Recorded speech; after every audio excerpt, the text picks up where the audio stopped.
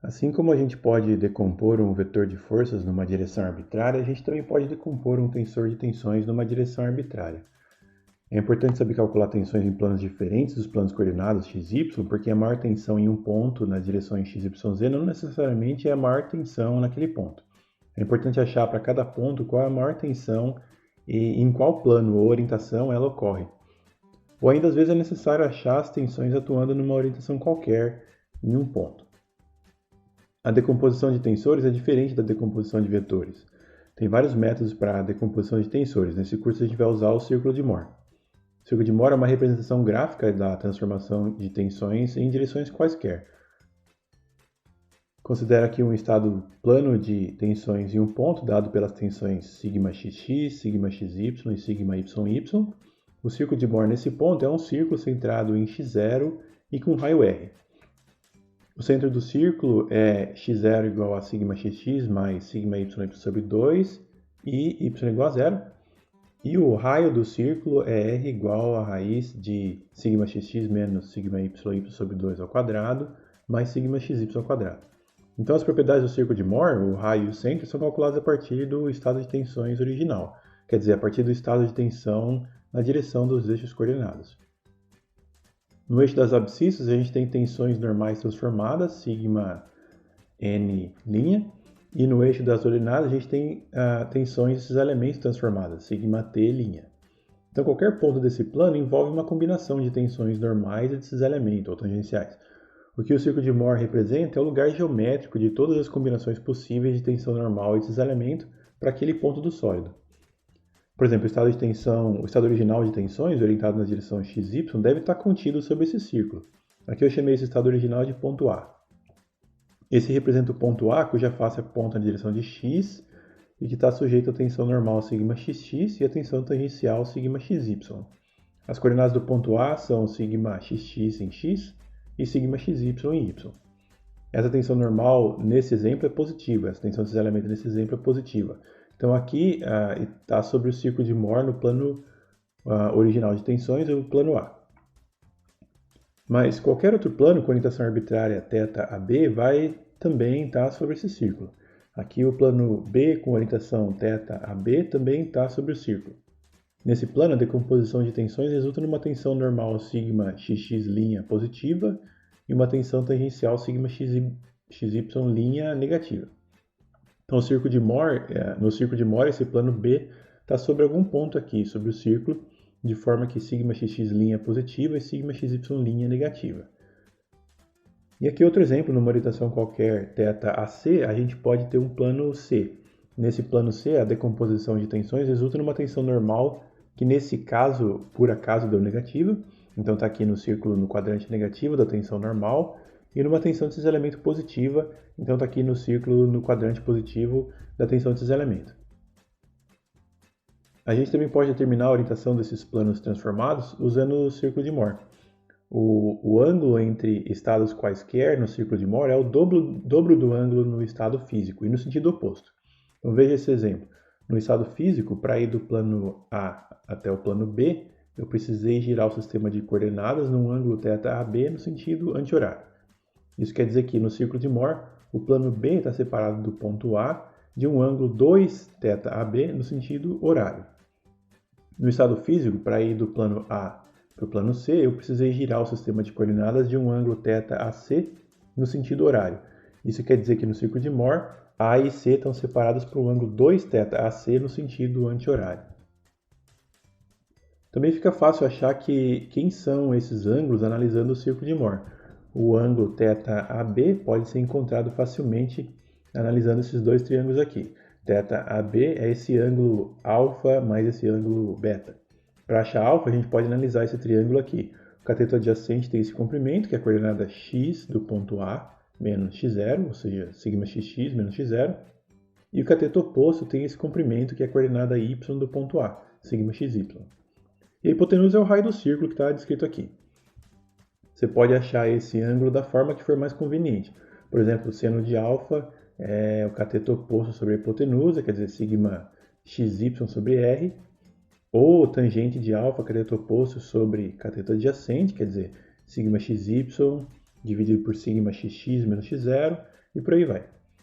Aí a gente pode fazer a mesma coisa para achar esse ângulo beta e 2θAB é igual a alfa mais beta.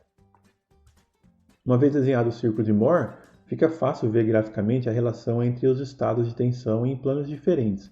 É fácil ver no ciclo qual é a tensão qual é o plano em que a tensão normal naquele ponto do sólido é máxima, que é esse ponto aqui. É fácil ver no círculo qual é o plano em que a tensão normal naquele ponto do sólido é mínima, que é esse ponto aqui. Esses valores de tensão normal máxima e mínima são fundamentais no projeto da estrutura, porque geralmente são esses valores que vão causar falha num sólido.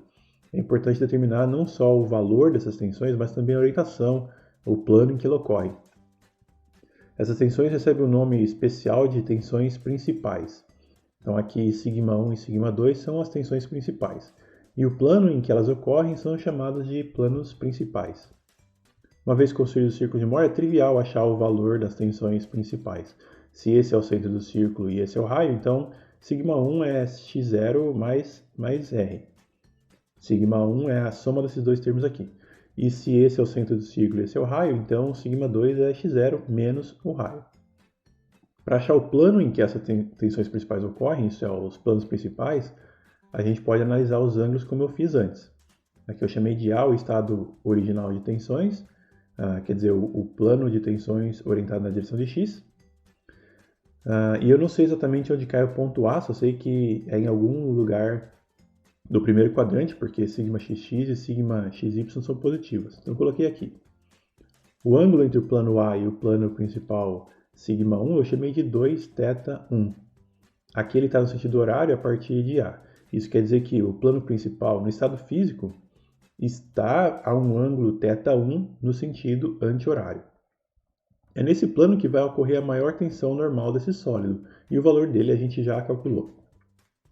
Repara que, como o círculo de Moore é centrado no eixo das abscissas, quando a tensão normal for máxima, a tensão desses elementos vai ser zero. Então, se esse é um plano principal, a tensão desses elementos aqui é zero, e vice-versa. Se a tensão desses elementos em um plano é zero, a gente já sabe que aquele plano é um plano principal. Se a análise de tensão mostra que um certo plano tem tensão desses elementos diferente de zero, já dá para saber que existe algum outro plano com alguma outra orientação em que as tensões normais vão ser maiores do que essa.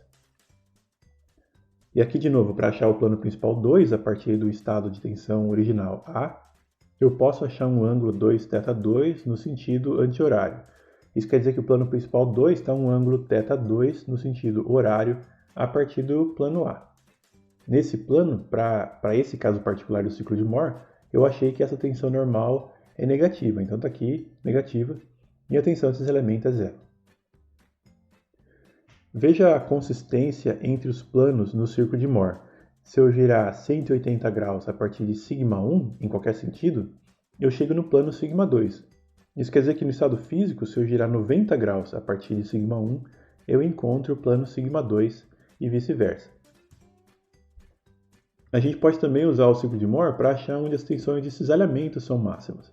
Aqui, claramente, essas tensões estão no topo do círculo. É o ponto em que a tensão de cisalhamento é a maior possível. E aqui embaixo ocorre a tensão de cisalhamento mínima. Aqui eu considerei um estado original de tensões no plano A. Para chegar do plano de cisalhamento máximo a partir de A, eu posso girar um ângulo 2θ1 asterisco no sentido anti-horário.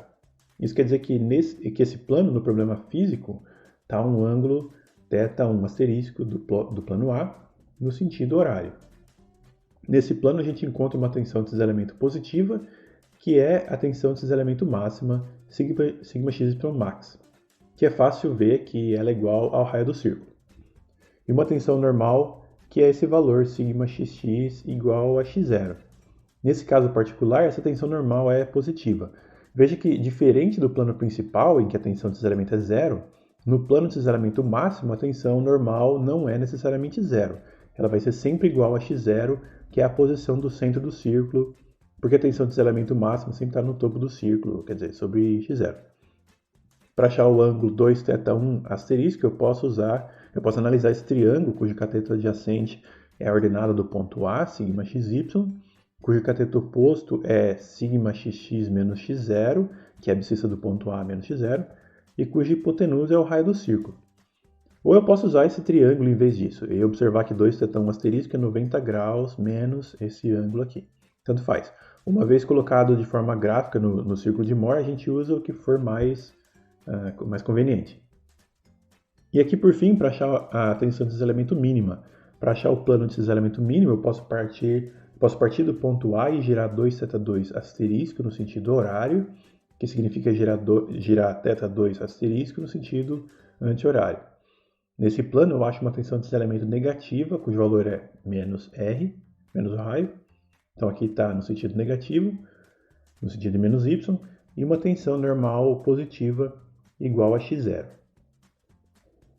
Eu escrevi um programa em MATLAB para ilustrar o círculo de Mohr. Você pode baixar o programa na descrição do vídeo e executar.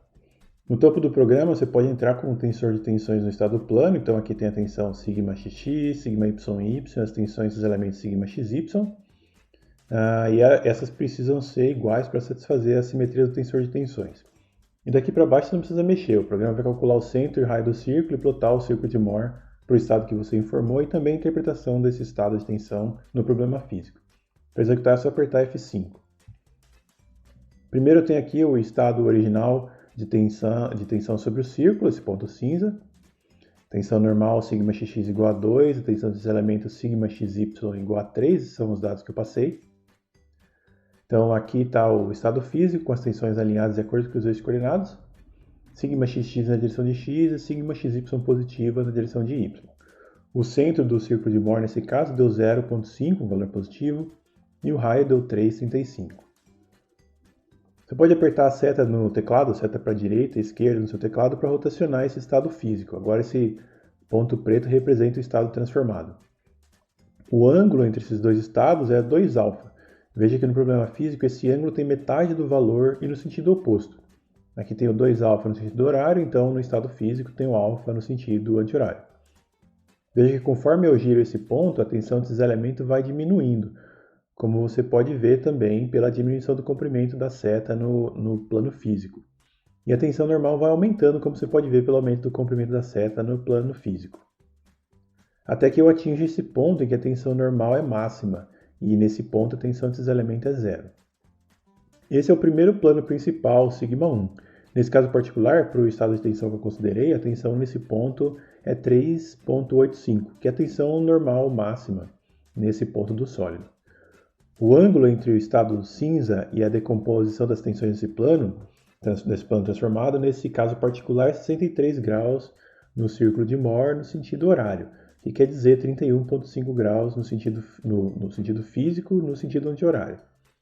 Se isso fosse uma placa com aquele estado de tensão original, a gente saberia que nessa orientação, nesse plano, é onde atua a maior tensão normal naquele ponto da placa. E conforme eu continuo girando, conforme eu continuo aumentando esse ângulo, a gente vê que a tensão normal volta a diminuir e a tensão desses elementos volta a aumentar, só que agora ela é negativa.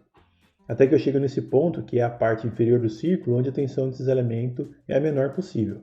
Esse plano está a 153 graus no círculo de Mohr no sentido horário, que quer dizer 76,5 no sentido anti-horário no plano físico. Nesse plano, a gente tem a tensão desses elementos mínima, cujo valor é menos 3,35, que é igual a menos o raio do círculo, e uma tensão normal diferente de zero.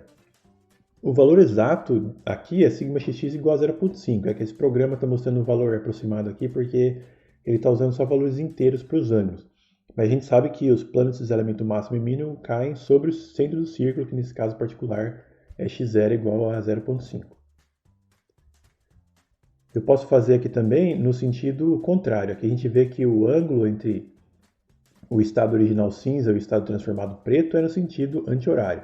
No estado físico, a gente está olhando então ângulos no sentido horário.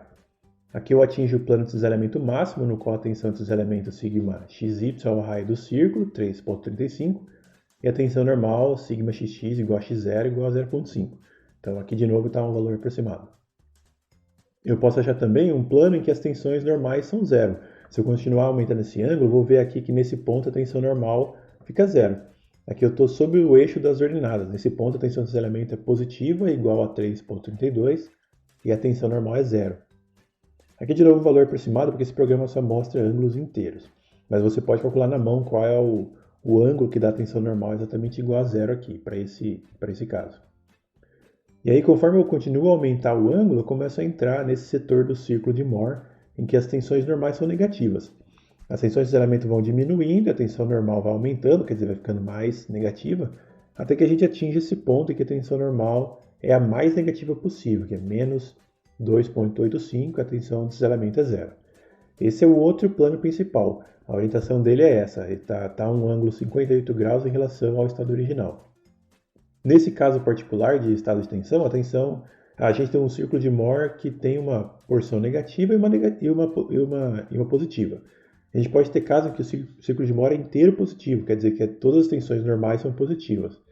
Nesse caso, ambas as tensões principais, σ1 e σ2, seriam positivas.